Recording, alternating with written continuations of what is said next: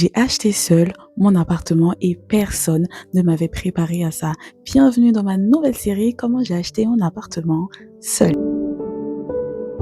Aujourd'hui, j'ai décidé de raconter mon expérience, les gars, parce que j'ai d'abord pensé que ça allait être simple, un dossier, une signature et c'est tout. Et la vérité est que j'ai failli abandonner. Si tu penses à investir dans l'immobilier seul, cette vidéo, elle est pour toi. Cette série, elle est pour toi parce que je vais faire une série de vidéos sur le sujet pour vous, pour tout vous raconter, pour raconter mon expérience dans sa plénitude complète. Vous voyez la redondance là?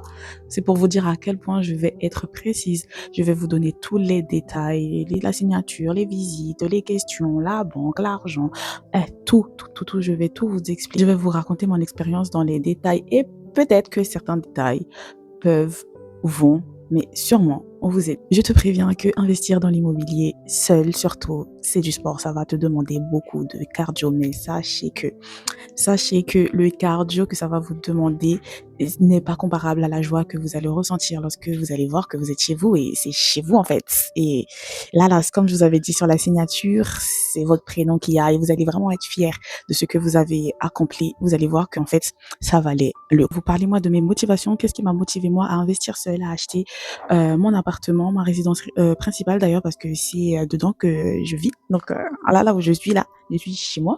Donc j'ai acheté ma résidence principale en 2021. Qu'est-ce qui m'a motivé à faire cet achat? Qu'est-ce qui m'a motivé à investir dans l'immobilier alors que je ne m'y connaissais pas spécialement? Premièrement, c'est l'argent, les gars. Deuxième raison, c'est parce que je voulais le faire. Donc, c'est super important, non seulement d'avoir la motivation financière, mais en fait, de vouloir le faire. C'est quelque chose que je voulais faire. Je l'ai pas fait parce qu'on m'a dit de le faire. J'ai pas fait parce que j'ai vu d'autres le faire, mais moi, je voulais le faire. Donc, lorsque les situations commençaient à se compliquer ou les choses commençaient à être difficiles, je savais que ça venait de moi. Donc, c'est super important de savoir pourquoi vous faites ce que vous faites. Pourquoi vous voulez investir dans l'immobilier. Il y a des gens qui investissent pour faire du locatif, etc. Mais toi, lorsque toi tu vas penser à le faire, il faut que tu détermines ta motivation. Pourquoi tu veux le faire? Moi, sachez que les gars, en France, dans la région parisienne, la location, c'est cher. J'ai réfléchi, je me suis dit, acheter, c'est également cher. Donc, moi, j'ai choisi mon cher, en fait. J'ai choisi le cher que je voulais supporter. Parce que payer 500 € fois 12, fois plusieurs années, ça fait beaucoup d'argent. Donc, je vais vous faire d'autres vidéos plus précises sur des sujets plus précis pour ne pas vous perdre et ne pas faire une vidéo de 50 minutes ou d'une heure, de 2 heures pour pas que ce soit trop barbant. Donc, je vais vous faire une série de mini-vidéos sur des sujets à chaque fois très précis.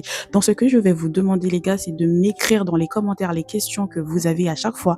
Comme ça va m'aider, moi, à structurer mes idées et savoir ce que vous voulez savoir exactement pour que je puisse vous dire ce que vous devez savoir ou ce que vous pouvez savoir ou ce que vous demandez à savoir.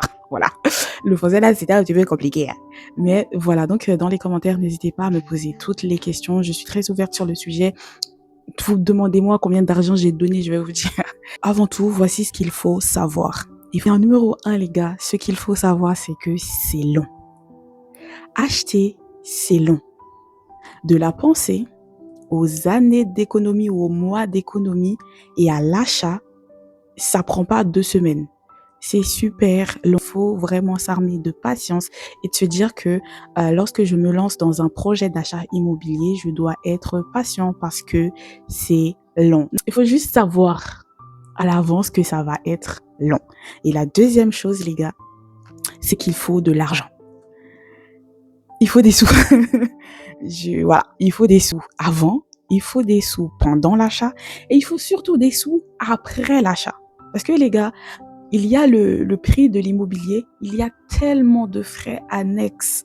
Vous ne pouvez même pas imaginer. Il y a tellement de frais annexes auxquels il faudra penser avant, pendant et après pour bien ne pas faire surprendre. C'est pas ce que j'allais dire, mais voilà. Il ne faut pas se faire surprendre par les frais cachés comme ça, là. Il faut les connaître avant et bien se préparer parce que du coup, ça peut faire mal. Donc, il faut des sous. Donc, c'est pour cela que je vous ai fait des petites vidéos là. Je vous en ai fait 2 pour savoir bien gérer ces sous. Parce que si vous vous lancez dans un projet immobilier, il va vous falloir de l'argent, de la moula, dinero, money.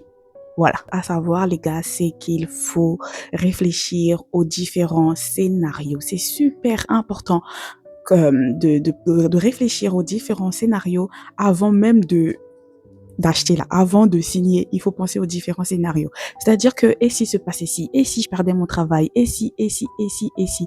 En fait, des fois, vous n'aurez pas de réponse parce que, en fait, acheter dans l'immobilier, lorsque vous allez signer un prêt sur 10 ans, sur 20 ans, sur 25 ans, vous ne pouvez pas spécialement savoir ce qui va se passer dans 20 ans. Mais essayez de réfléchir à 5 ans. Et si ma situation, elle change, et si vous êtes célibataire et que vous achetez un appartement et que vous allez y vivre dedans, est-ce que vous avez projet de vous marier? Il faut mettre ça dans votre tête. Et si, du coup, et si dans 2 ans je me marie, est-ce que j'habite dans mon appartement? Est-ce que je le mets en location? Donc, si je le mets en location, est-ce que je vais le revendre? En fait, il faut penser aux différents scénarios et connaître le potentiel de votre appartement. Donc, si c'est quelque chose que vous pensez, vous vous êtes dit, OK, je vais habiter dedans, mais après, je vais le mettre en location. Donc, il faut connaître le potentiel locatif de votre appartement. Donc, c'est pour ça qu'il faut penser aux différents scénarios. C'est super important. Donc, et s'il m'arrivait des dingueries, comment je vais gérer? Et si je dois vendre, est-ce que c'est quelque chose que je peux revendre facilement? Du coup, moi qui ai pris un F3, donc je me dis, donc quand je vais revendre, je vais peut-être revendre à peut-être une petite famille parce qu'il y a 2 chambres, peut-être un couple et un enfant. Est-ce qu'il y a des écoles à côté? Est-ce qu'il y a du transport à côté? En fait, il faut penser au scénario et de se dire, si je vais faire ça, est-ce que mon appartement, il va me permettre de faire ci? Ou sinon, et si je perds tout, qu'est-ce que je peux faire? Est-ce que je peux le revendre? Est-ce que c'est quelque chose que je peux revendre facilement? Donc, ce n'est pas pour plomber l'ambiance parce qu'on se dit 20 ans, c'est long et en même temps, des fois, on n'aura pas réponse aux questions. C'est juste, il faut y penser. Même si on n'a pas réponse, mais au moins, on y a pensé. On sait jamais. Donc, il faut penser aux différents scénarios.